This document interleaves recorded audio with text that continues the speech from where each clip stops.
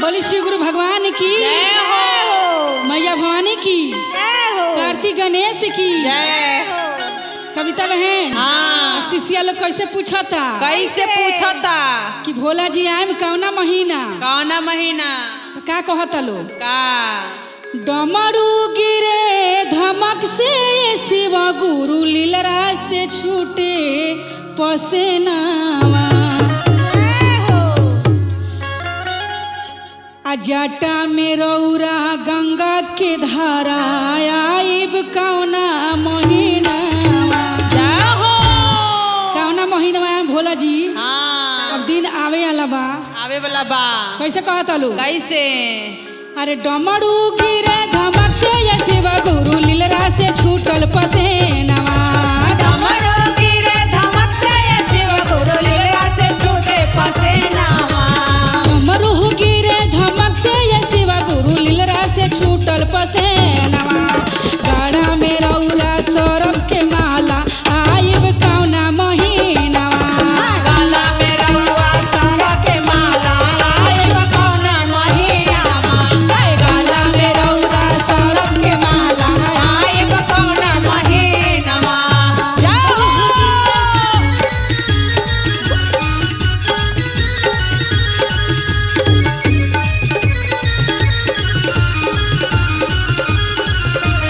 गाला में रउआ नाग के माला आइब कौना महीनावा गाला में रउआ सारा के माला आइब कौना महीनावा कैसे का जेठो न आइब बैसाखो न आइब आइब सावन महीनावा जेठ न आइब बैसाख न आइब आइब सावन महीनावा जेठो न आइब बैसाखो न आइब आइब सावन महीनावा ए भंगिया बेल पत्तर पर धूम मचाए पूरा एक महीनावा भैया का धुआ पर धुआ मचाइब रहब एक महीनावा भैया का धुआ पर धुआ मचाइब रहब एक महीनावा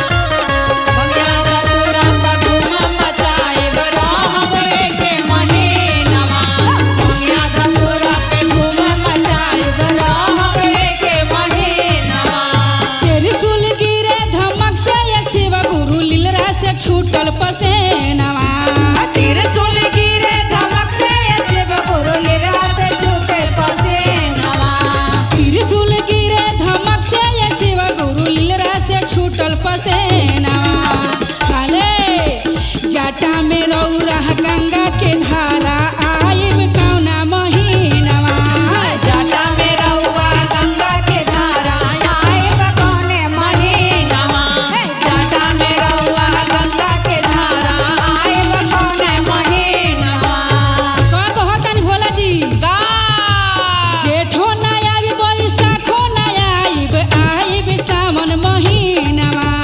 जेठ न आइब बैसाख न आइब आइब सावन महीनावा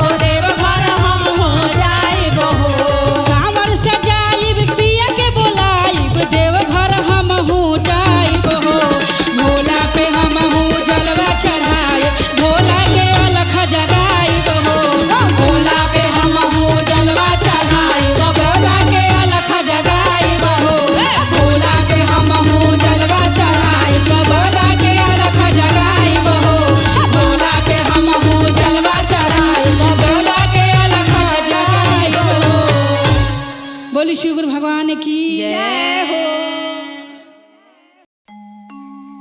बोली शिव गुरु महाराज की जय। मैया भवानी की जय हो। पूनम दीदी हाँ बहना। एगो दुखियारिन बेचारी बाड़ी सिसिया बहना हमनी के उनकर 10 साल हो गल एगो लड़का ना भइल बेचारी महादेव के हर चरणों में हर चर्चा में जाली और कहेली कि हे भोलेनाथ भोलेनाथ कब सुने में कब हमार गोदी भरे कब भरे पूरा दुनिया जवार सबके ताना मारता कैसे कहतारी कैसे ही गोदिया खाली बा भोले दानी गोदिया खाली बा भोले दानी गोदिया खाली बा भोले दानी सासु ननद हमर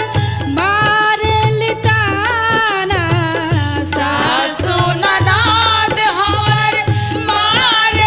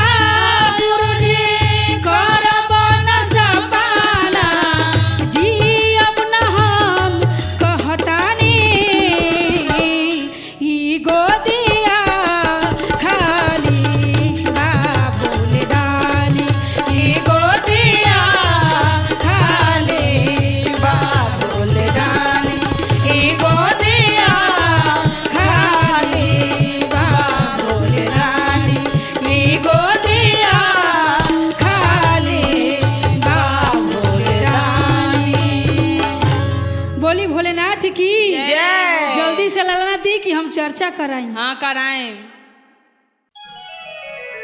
बोली श्री गुरु महाराज की जय हो। बोली बोली हर हर नाथ की जय हो हरिहरनाथ।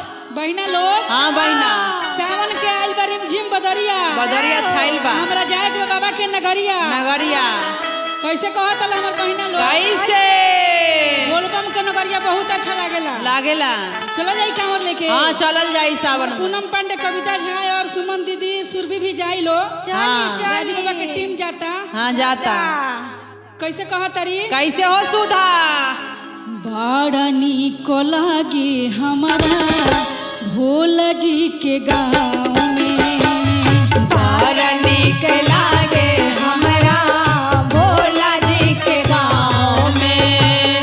बड़ा नीक लागे हमरा भोला जी के गाँव में। हरे लमनवा देखी हो हरे लमनवा देखी सावन के फुहार में। बड़ा नीक लागे हमारा भोला जी के गाँव में। बड़ा नीक लागे हमरा भोला जी के गाँव में।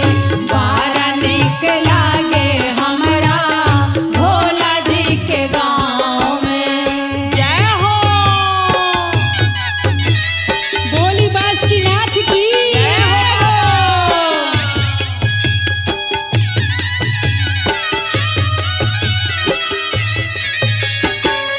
बड़ा नीक लागे हमरा भोला जी के गाँव में।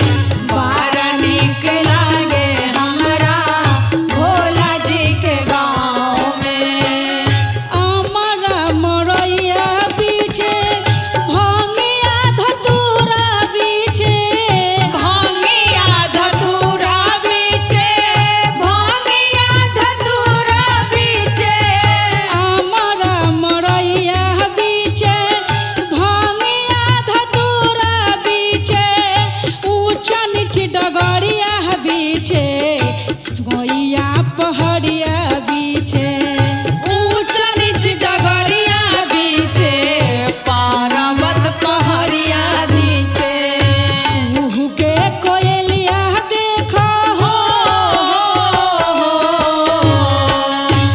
उहु के कोयलिया देखो भोला जी के बाग में। बड़ा नीक लागे हमरा भोला जी के गाँव में। बड़ा नीक लागे हमरा भोला जी के गाँव में। बड़ा नीक लागे हमरा भोला जी के गाँव में। जय हो। क्या बात है? बोल सच्चे दरबार की जय हो। बड़ा नीक लागे हमरा भोला जी के गाँव में।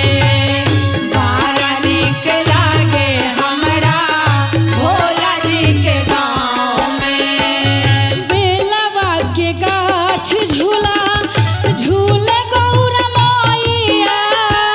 झूले गौरा मैया हो। झूले गौरा मैया। बेलवा के गाछ झूला झूले गौरा मैया। पानी भर जाहली मैया गंगा जी के घाटिया। पानी भर जाली मैया गंगा जी के घाटिया। पानी भर जाहली मैया गंगा जी के घाटिया। नागवा नगिनिया डोले हो नागवा नगिनिया डोले चंदन के गाछ में। बड़ा नीक लागे हमरा भोला जी के गाँव में।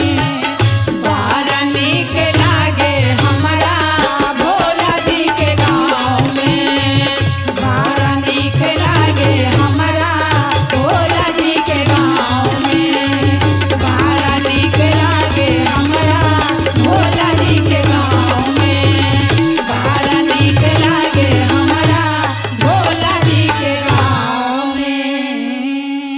बोली श्री गुरु भगवान की जय हो। मैया भवानी की जय हो। जवाब नहीं खे। बोली श्री गुरु महाराज की जय हो। मैया भवानी की जय हो। सच्चे दरबार की जय हो। सखी लोग कैसे पूछता कैसे पूछता हमरा गौरा मैया जी से हाँ पूछता लोग कि कौन ऐसा गुण बा महादेव जी में महादेव जी में कि पूरा हर जगह चर्चा फैलल बा वहाँ के जय हो। हर जबान पे महादेव महादेव के ही नाम बा। जय हो। कौन ऐसा गुण बा महादेव में हाँ गौरा जी एक बार हमनी से बताई बताई और कैसे पूछता लोग कैसे तो गौरा कौन गुणवा बाटे रौरा भोला में चर्चा होला टोला टोला में पूछता लोग गौरा जी से तो गौरा कौन गुणवा बाटे रौरा भोला में चर्चा होला टोला टोला में गौरा कौन गुणवा बारे तोरा भोला में चर्चा होला टोला टोला में गौरा कौन गुणवा बारे बोला तोरा में चर्चा होला टोला टोला में गौरा कौन गुणवा बाटे तोहरा भोला में चर्चा होला टोला टोला में गौरा कौन गुणवा बाटे रहुआ भोला में चर्चा होला टोला टोला में जय हो। क्या बात है।